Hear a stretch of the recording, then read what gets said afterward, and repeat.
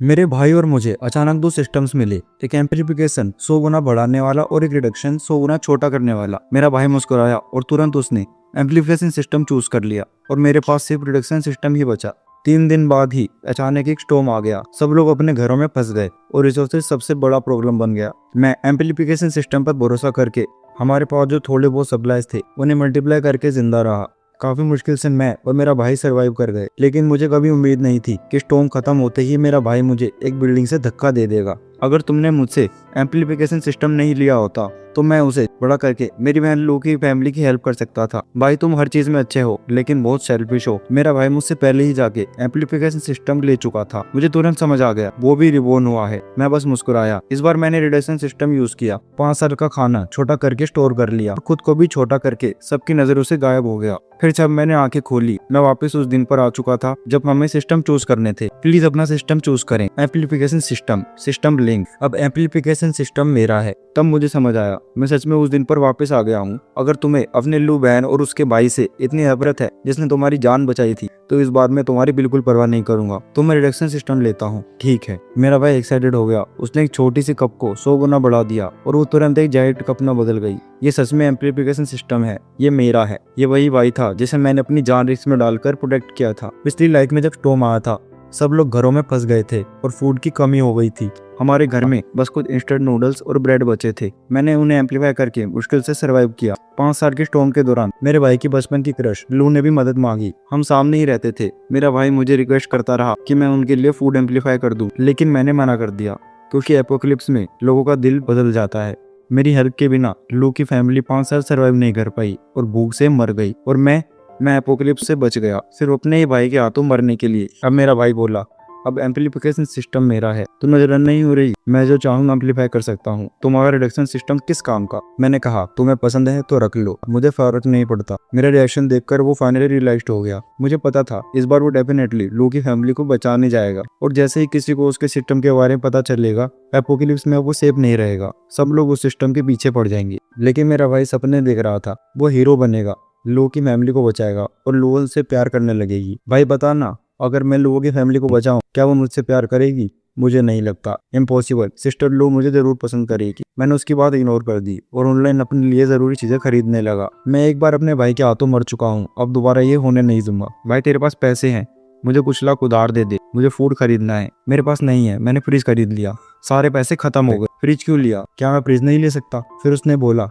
वैसे तेरे रूम में जो फूड था ना, मैंने वो सब नेबरहुड के बुड्ढे लोगों को दे दिया। उनकी लाइफ वैसे ही मुश्किल है। तू गुस्सा नहीं होगा ना? इस बार मुझे सब समझ आ गया। इस न्यू लाइफ में उसने सिर्फ एम्प्लीफिकेशन सिस्टम नहीं लिया बल्कि मेरी लार्ज सप्लाईज भी दे दी। सीधा मतलब वो मुझे मरने के लिए मजबूर कर रहा था। अगर मैं रिबॉर्न ना होता और मेरे पास कोई सिस्टम ना होता तो मैं इस स्टॉर्म में सर्वाइव नहीं कर पाता। उसकी मुस्कुराहट देखकर मेरी नफरत और बढ़ गई। मैंने हमेशा अपने भाई का ख्याल रखा। हमारे पेरेंट्स जल्दी मर गए थे और मैंने एक बाप की तरह जिम्मेदारी उठाई। मैंने अपनी पढ़ाई छोड़ दी ताकि वो पढ़ सके। वो पढ़ाई में वीक था लेकिन मैंने कभी उसे डांटा नहीं। उसकी पॉकेट मनी हमेशा ज्यादा होती थी और वो सब मैंने अपनी मेहनत से कमाया था। बाद में वो कॉलेज भी नहीं गया और मैंने अपनी मेहनत से सिटी में एक फ्लैट खरीदा और उसे अपने साथ रहने लाया। लेकिन मुझे नहीं पता था सामने वाले फ्लैट में उसकी बचपन की क्रश लुओ रहती है। बचपन में वो दोनों साथ ही खेलते थे। फिर लुओ की फैमिली को कंपनसेशन मिला और वो गांव छोड़ के चले गए। लेकिन जैसे ही मेरे भाई ने उसे दोबारा देखा वो तुरंत उससे प्यार कर बैठा और तब से वो उसका पीछा कर रहा है। मेरे भाई ने फिर से हमारे सप्लाई छुप के उन लोगों के साथ शेयर कर दिए, इसलिए मुझे मजबूरन अपने रूम को लॉक करना पड़ा ताकि वो और चीजें ना चुरा सके। सच ये था कि मेरे भाई की नजरों में मेरी वैल्यू एक ऐसी लड़की से भी कम थी जिसे उस पर कोई एहसान नहीं था। मैं उससे पूरी तरह डिसअपॉइंटेड हो चुका था। थोड़ा थक गया हूँ, मैं सोने जा रहा हूँ, तू भी जल्दी सो जाना। मैं पलटकर अपने रूम में चला गया और सीक्रेटली अपना रेफ्यूजी प्लान करने लगा। मैंने एक विंड जनरेटर भी खरीदा ताकि स्टॉर्म के दौरान कांस्टेंट एनर्जी मिलती रहे। सब कुछ रेडी था, अब बस चुपचाप वेट करना था। इस बीच मेरा भाई एम्प्लीफिकेशन सिस्टम पर और कॉन्फिडेंट होकर बिल्कुल टेंशन फ्री था। उसने बस थोड़े पैसे का फूड खरीदा और अपने रूम में लॉक कर दिया, जैसे उसे डर हो कि मैं उसे चुरा लूंगा। मैंने डिसाइड किया कि मैं ये अपार्टमेंट ही छोड़ दूंगा। अगर मैं यहीं छुपा रहा तो चांसेस हाई थे कि वो मुझे ढूंढ लेगा। इसलिए मैंने अपनी नजर एक सीक्रेट जगह पर लगाई। मेरे बेडरूम की फेक वॉल के पीछे एक छोटा हिडन रूम था। ये रूम मैंने रेनोवेशन के टाइम स्पेशली बनवाया था और मैंने कभी अपने भाई को इसके बारे में नहीं बताया। रूम छोटा था, बस एक बाथरूम जितना, लेकिन मेरे लिए जब मैं खुद को छोटा कर लूंगा ये एक परफेक्ट सेफ शेल्टर बन जाएगा। इसका स्विच सिर्फ मेरे फोन से कंट्रोल होता था, इसलिए मुझे टेंशन नहीं थी कि मेरा भाई इसे कभी ओपन कर पाएगा। मैं 10 किलोमीटर एक खाली जमीन पर गया और वहां से मिट्टी को श्रिंक करने लगा ताकि बाद में उसमें शीट्स उगा सकूं। मैं सेल्फ सफिशिएंट बनना चाहता था। मैंने कुछ पेड़ भी छोटे करके अपने साथ ले लिए। थोड़ी ही देर में जो भी सप्लाईज मैंने ऑर्डर की थी सब आ गई। अब टॉम के आने में सिर्फ एक दिन बचा था। मैंने डिलीवरी एड्रेस अपने पुराने गांव का दिया। वो जगह काफी टाइम से खाली पड़ी थी। वहाँ घर में फर्नीचर, इलेक्ट्रॉनिक्स, फूड सब कुछ था। मैंने सिस्टम यूज करके सब कुछ छोटा किया और एक बॉक्स में पैक कर लिया। मैंने थोड़ा हेजिटेट किया, लेकिन आखिर में मैंने पूरा घर भी श्रिंक करके अपने साथ ले लिया। रात के अंधेरे में मैं वापस आया और सब कुछ अपने सीक्रेट रूम में शिफ्ट कर दिया। मेरा भाई इतना एक्साइटेड था अपने सिस्टम को लेकर कि उसने मेरी मूवमेंट्स पर बिल्कुल ध्यान नहीं दिया। सीक्रेट रूम के अंदर मैंने सब कुछ सेट कर दिया था।